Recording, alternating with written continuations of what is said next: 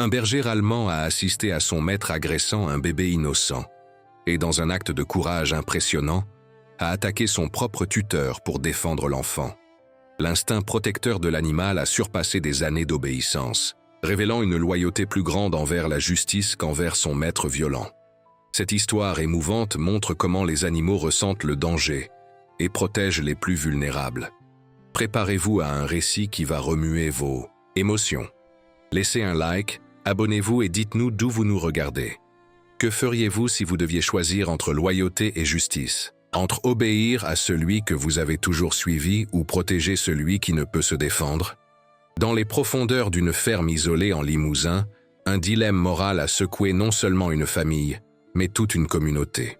Voici l'histoire de Gardien, un berger allemand qui a dû faire le choix le plus difficile de sa vie. Imaginez un chemin de terre battu serpentant à travers des collines verdoyantes, le ciel d'un bleu presque impossible ponctué de nuages qui ressemblent à du coton suspendu. Le vent murmure entre les chênes centenaires, tandis que l'arôme de café fraîchement moulu se mêle à l'odeur de la terre humide après une averse passagère.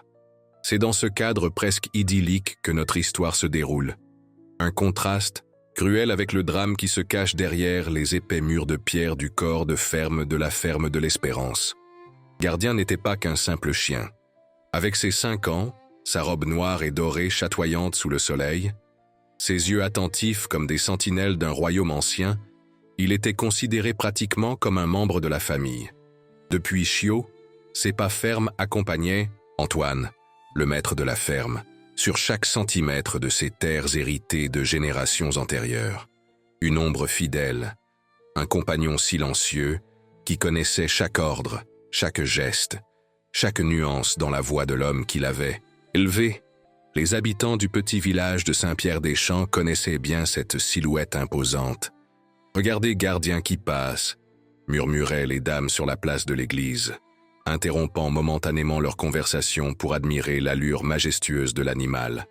Si ce chien parlait, combien d'histoires ne raconterait-il pas? Sur la ferme de l'Espérance? Spéculait-elle, sans imaginer que bientôt l'une de ces histoires courait de bouche à oreille, transformant pour toujours la vision qu'ils avaient de ce silencieux observateur à 4 pattes.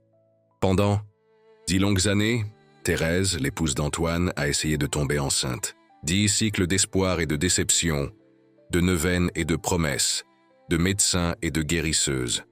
Lorsque le miracle est finalement arrivé, à 38 ans, la nouvelle s'est répandue dans le village, comme une traînée de poudre. Madame Thérèse attend un enfant. Après tant de temps, Dieu a exaucé ses prières, commentait-il dans les files d'attente au marché, au salon de coiffure, après les messes du dimanche. Personne n'a remarqué cependant comment le visage d'Antoine s'est subtilement assombri en recevant la nouvelle. La naissance de Michel a apporté une énergie différente à la ferme. Les pièces auparavant silencieuses résonnaient maintenant de pleurs et de rires cristallins. La chambre préparée avec tant de soin par Thérèse, avec des meubles anciens restaurés et un berceau en bois sculpté qui avait appartenu à l'arrière-grand-mère du bébé, est devenue le nouveau centre de cet univers particulier et, à la surprise générale, également le nouveau poste de garde de Gardien. Ce fut presque imperceptible au début. Le berger allemand, auparavant inséparable d'Antoine, a commencé à refuser les appels de son maître pour l'accompagner dans les travaux de la ferme. Sa robe noire et dorée pouvait maintenant être vue constamment au pied du berceau, ses yeux attentifs fixés sur le petit paquet qui respirait doucement entre des draps brodés. Quand Thérèse allaitait, il s'asseyait à proximité, la tête légèrement inclinée, comme s'il était hypnotisé par cette nouvelle créature qui avait complètement transformé la routine de la maison. Ce chien devient désobéissant, grogna Antoine pendant le dîner, observant comment Gardien retournait rapidement dans la chambre du bébé après avoir mangé juste assez pour rester alerte. Thérèse souriait, trouvant amusante cette dévotion inattendue. « Il protège juste Michel, chérie. C'est l'instinct. Instinct. Un mot simple pour décrire quelque chose d'aussi profond et mystérieux que le flux même de la vie. Ce que Thérèse ne savait pas, ce que personne ne pouvait soupçonner, c'était que cet instinct serait testé jusqu'à ses limites dans les mois suivants. Les fêtes de village de Saint-Pierre-des-Champs étaient célèbres dans la région. Des guirlandes colorées décoraient la place centrale. L'odeur de beignets et de vin imprégnait l'air, et les groupes, folkloriques répétés pendant des mois, se présentaient avec fierté devant toute la communauté. C'était aussi l'époque des traditionnels paris hippiques, où les fermiers exhibaient leurs meilleurs animaux, et où les réputations étaient construites ou détruites en question de minutes. Antoine avait toujours été fier de ses chevaux pur sang, élevés avec un dévouement presque obsessionnel. Cette année-là, confiant comme jamais, il a parié une somme considérable sur son étalon noir. Ouragan. La défaite fut humiliante. Devant tout le village, son animal non seulement a perdu face au cheval du colonel Dubois, mais boitait visiblement dans la dernière ligne droite, provoquant des commentaires malveillants et des rires mal dissimulés. L'orgueil précède la chute, murmura le père Joachim, qui observait la scène avec inquiétude. Ces paroles se révéleraient prophétiques plus tôt qu'il ne l'imaginait. Le retour à la ferme de l'Espérance fut marqué par un silence dense, presque palpable. Thérèse, Michel endormie dans les bras, observait avec appréhension son mari, dont les jointures étaient blanches, tant il serrait les rênes. Quand ils arrivèrent au manoir, Antoine descendit de la calèche sans l'aider, se dirigeant directement au cabinet où il gardait la bouteille d'eau-de-vie, réservée aux occasions spéciales. Le premier objet cassé fut un vase de cristal qui appartenait à la mère de Thérèse. Le deuxième, un cadre photo avec la photo de leur mariage. Le troisième, quatrième et cinquième se perdirent dans le tourbillon de fureur qui s'ensuivit. Michel se réveilla effrayé, ses pleurs angoissés résonnant dans les vieux murs. Thérèse courut dans la chambre, fermant la porte à clé avec des mains tremblantes, tandis que des larmes silencieuses coulaient sur son visage. Ce fut alors qu'elle remarqua Gardien, corps tendu comme une corde de violon sur le point de rompre, yeux fixés sur la porte, oreilles dressées captant chaque son venant du couloir. Ce n'était plus le chien docile que tous connaissaient. À sa place se tenait une sentinelle primitive, connectée par instinct ancestral à sa mission la plus primordiale, protéger le petit de la meute. Les jours qui suivirent furent d'un calme apparent. Antoine semblait repentant, apportant des fleurs des champs à Thérèse, aidant aux petites tâches ménagères, regardant son fils avec une curiosité distante. Mais il y avait une froideur calculée dans ses gestes, une tension sous-jacente qui ne passait pas inaperçue par Thérèse, ni par Gardien. Madame Geneviève, la plus ancienne guérisseuse de la région, avait des yeux qui semblaient voir au-delà du visible. Lors d'une visite pour bénir le bébé contre le mauvais œil, elle perçut la dynamique altérée de la maison. « Je vais vous laisser quelque chose », dit-elle, retirant de son sac en patchwork une petite médaille de Saint-François, d'assise. De main ridée par le temps, elle l'attacha soigneusement au collier de Gardien. Le saint protège les animaux, mais parfois ce sont les animaux qui nous protègent, expliqua-t-elle énigmatiquement. Ce fut un mercredi après-midi, après un déjeuner particulièrement silencieux, qu'Antoine verbalisa finalement ce qui rongeait son intérieur comme de l'acide. « Depuis que ce garçon est né, on dirait que j'ai cessé d'exister dans cette maison », lança-t-il, tandis que Thérèse pliait de minuscules vêtements fraîchement lavés. « Même mon chien m'abandonne à cause de lui. » La discussion a rapidement escaladé, des mots tranchants comme des punais coupant l'air entre eux. Antoine s'avança vers Thérèse, doigts pointés, visage tordu dans un masque méconnaissable de ressentiment. Le grognement commença bas, presque imperceptible, grandissant en volume et en intensité, jusqu'à devenir impossible à ignorer.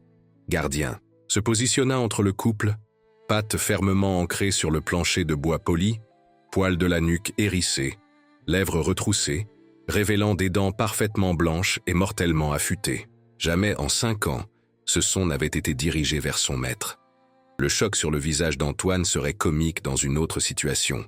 Il fit un pas en arrière, confusion et colère se mêlant dans son regard. « Vous avez vu ça? Vous avez vu ce que votre fils a fait? Même mon chien se retourne contre moi maintenant. » Il claqua la porte en sortant, laissant derrière lui un silence lourd, interrompu seulement par la respiration accélérée de Thérèse et le doux ronflement de Michel, indifférent au drame qui se déroulait autour de lui.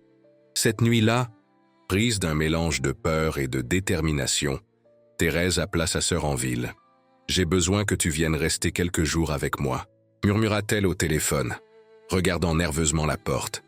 Les choses ne vont pas bien ici. Ce qu'elle ne savait pas, c'était qu'Antoine écoutait la conversation depuis l'extension du bureau. Un nouveau plan se formant déjà dans son esprit perturbé. Le lendemain matin, Thérèse trouva Gardien disparu. « J'ai fait construire un chenil au fond de la propriété », expliqua Antoine pendant le petit déjeuner, un sourire qui n'atteignait pas ses yeux. Un chien de sa taille ne devrait pas rester dans la maison. C'est dangereux pour le bébé.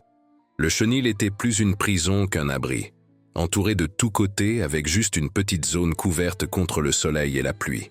Thérèse protesta, mais Antoine fut inflexible. « C'est mon chien, je décide ce qui est le mieux. » Le mot « mon » résonna dans l'environnement, chargé d'une signification qui fit sentir un frisson à Thérèse lui parcourir l'échine. Ce qu'Antoine ne prévit pas fut l'intelligence extraordinaire de son fidèle compagnon. La première, nuit, Gardien attendit patiemment que les lumières de la maison s'éteignent. Avec une précision méticuleuse, il commença à creuser sous la clôture du chenil. Le sol humide par la pluie récente facilita son travail. Des heures plus tard, une ouverture suffisante lui permit de se glisser vers la liberté.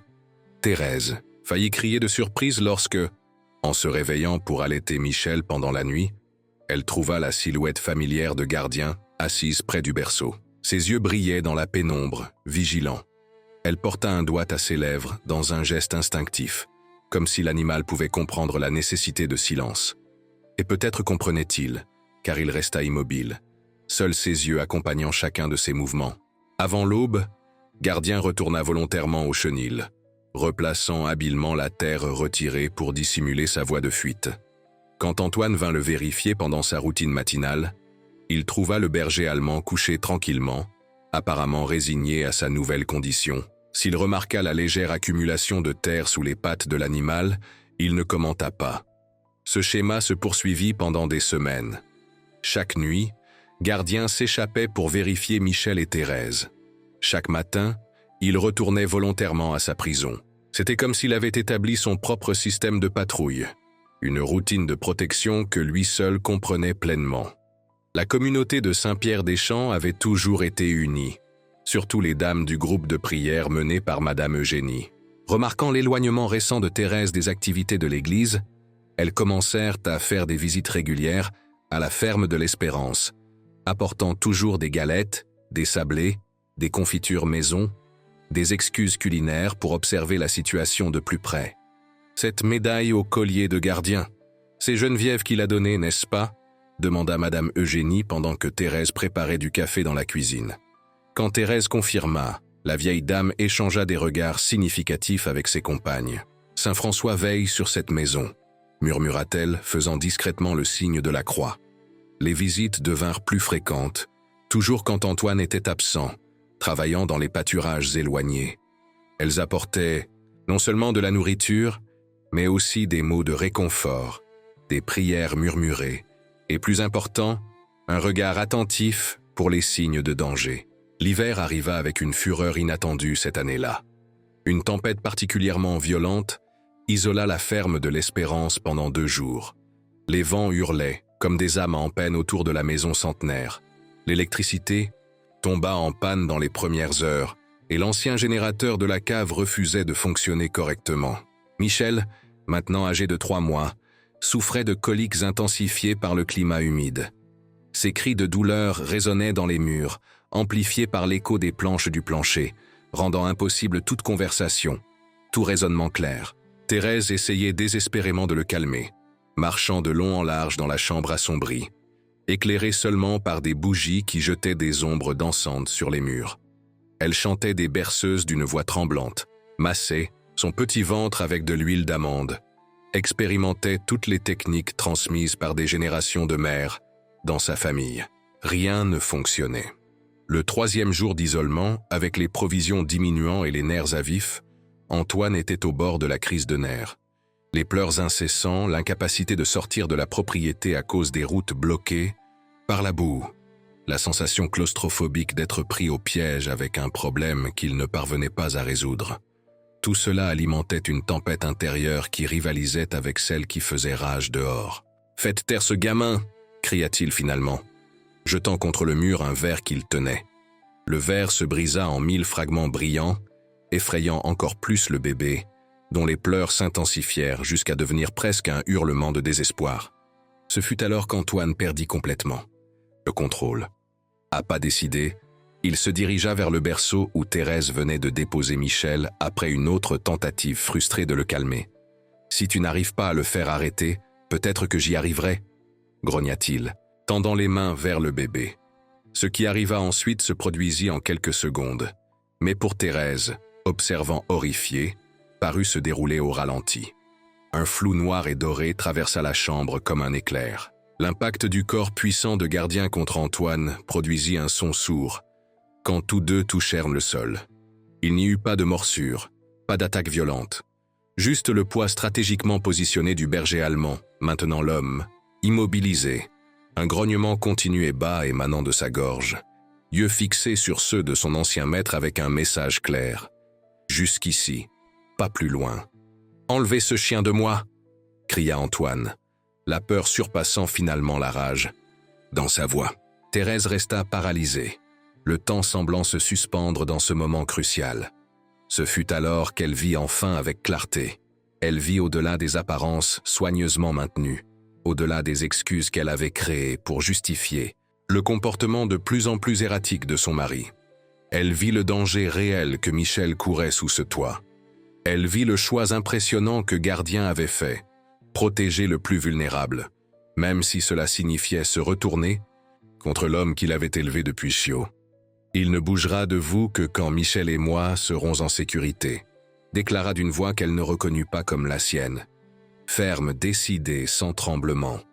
Lentement, le bébé dans les bras, elle recula jusqu'à la porte. « Reste !» ordonna-t-elle à Gardien qui obéit parfaitement, maintenant. Antoine au sol pendant qu'elle rassemblait quelques affaires essentielles et se dirigeait vers la camionnette garée dans le garage. La pluie avait diminué, mais les routes étaient encore pratiquement impraticables. Cela n'avait pas d'importance. Rien n'importait, sauf éloigner Michel de cet environnement toxique, de cette menace constante qu'elle avait ignorée depuis trop longtemps. Quelques secondes après le départ de Thérèse, Gardien relâcha sa posture, permettant à Antoine de se relever. L'homme arrangea ses vêtements froissés, fixant l'animal avec un mélange de rage et d'incompréhension. « Traître !» murmura-t-il, se dirigeant vers l'armoire où il gardait sa carabine de chasse.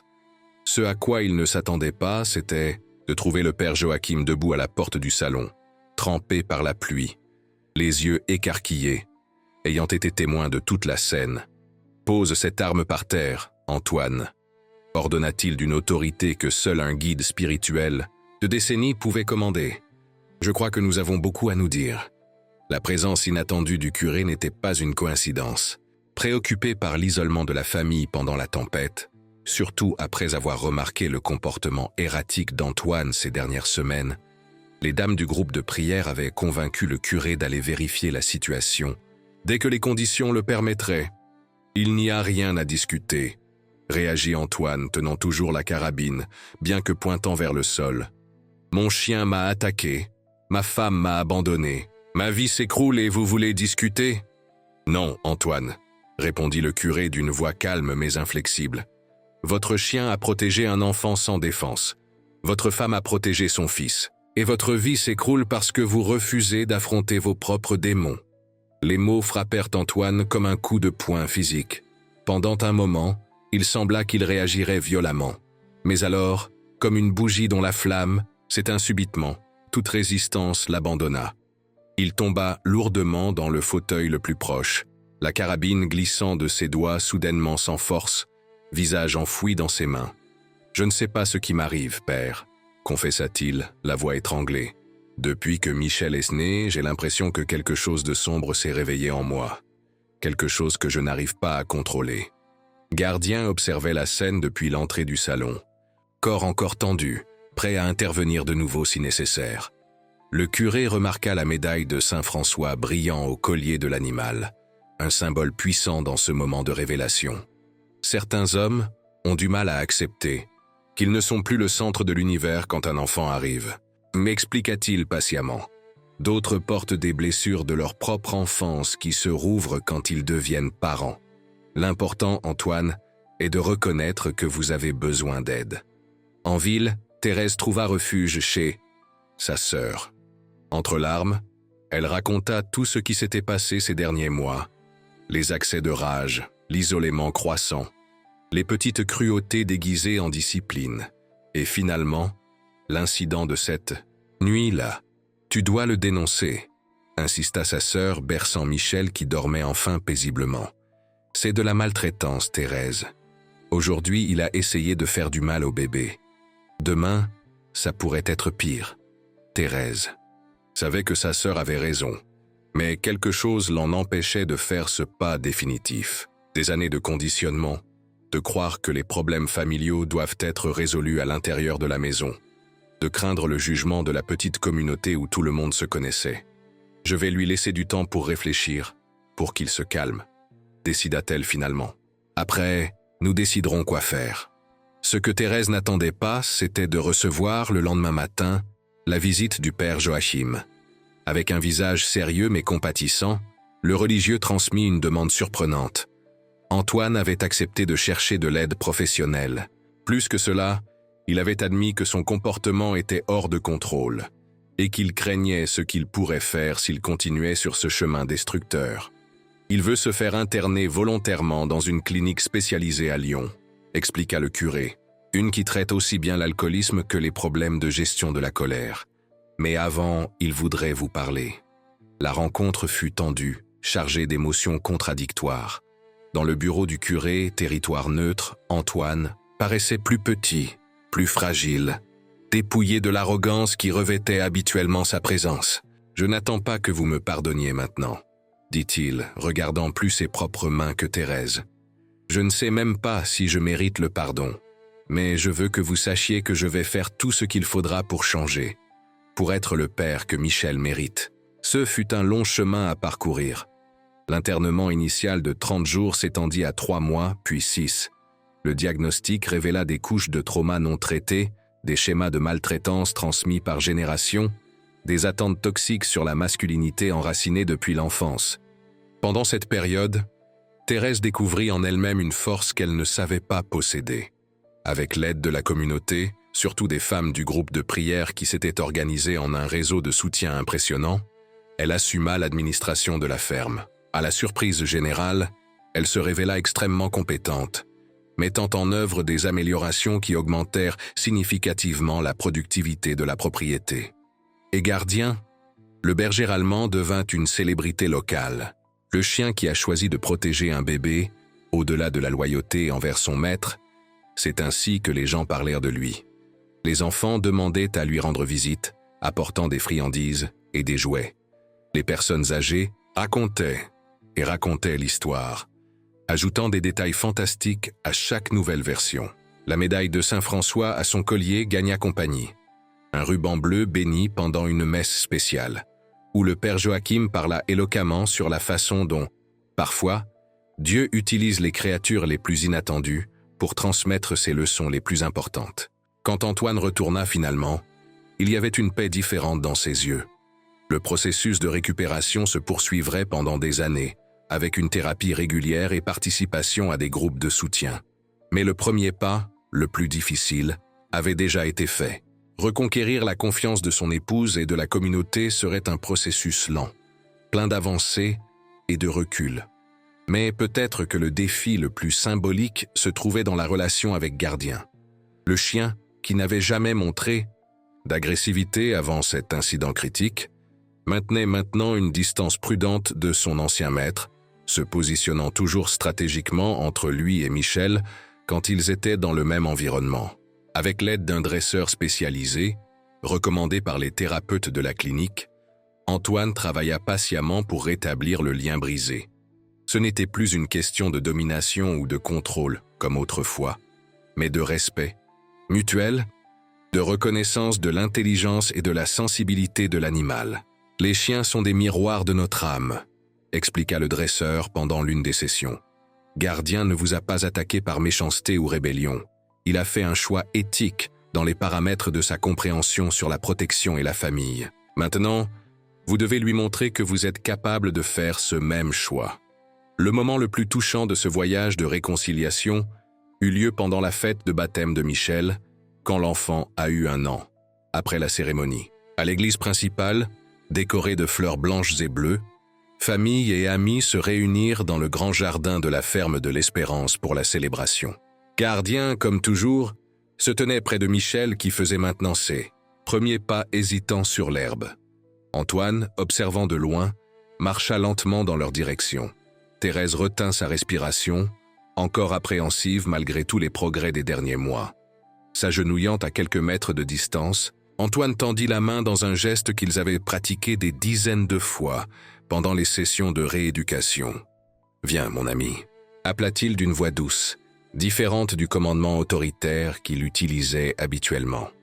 Pendant un moment qui parut éternel, Gardien resta immobile, yeux fixés sur ceux d'Antoine, comme s'il évaluait non seulement le commandement, mais l'essence de l'homme qu'il émettait. Puis, lentement, il s'approcha, permettant à la main d'Antoine de toucher légèrement sa tête. Ce n'était pas encore la confiance absolue d'avant, mais c'était un début, un symbole de la transformation profonde qui avait eu lieu dans cette famille. Michel, totalement indifférent au drame silencieux qui se déroulait, tituba dans leur direction, riant de cette manière insouciante que seuls les enfants peuvent avoir. Avec une naturelle impressionnante, il s'appuya sur Gardien pour s'équilibrer, puis tendit ses petits bras vers son père. Antoine hésita, regardant Thérèse comme s'il demandait permission. Elle hocha la tête, des larmes brillant dans ses yeux. Quand il prit son fils dans ses bras, Gardien n'interféra pas. Pour la première fois depuis de nombreux mois, il permit à Antoine de s'approcher de Michel sans sa supervision vigilante. Au cou de l'animal, la médaille de Saint-François et le ruban bleu du baptême capturaient l'éclat doré du soleil, couchant, symbole silencieux de l'extraordinaire voyage qu'ils avaient parcouru ensemble. Cette histoire vraie nous rappelle que la vraie protection ne vient pas toujours d'où on l'attend, que parfois nos anges gardiens ont 4 pattes et un cœur qui voit au-delà des apparences, reconnaissant la véritable essence de l'amour familial, et que la rédemption, même dans les moments les plus sombres, est à portée de ceux qui ont le courage d'affronter leurs propres démons. Alors que la nuit tombait doucement sur la ferme de l'Espérance, enveloppant dans des ombres accueillantes la famille réunie dans le jardin, une certitude planait, dans l'air comme une bénédiction silencieuse. L'amour, dans ses formes multiples et mystérieuses, trouve toujours un chemin pour s'épanouir, même dans les sols les plus improbables, même après les tempêtes les plus dévastatrices.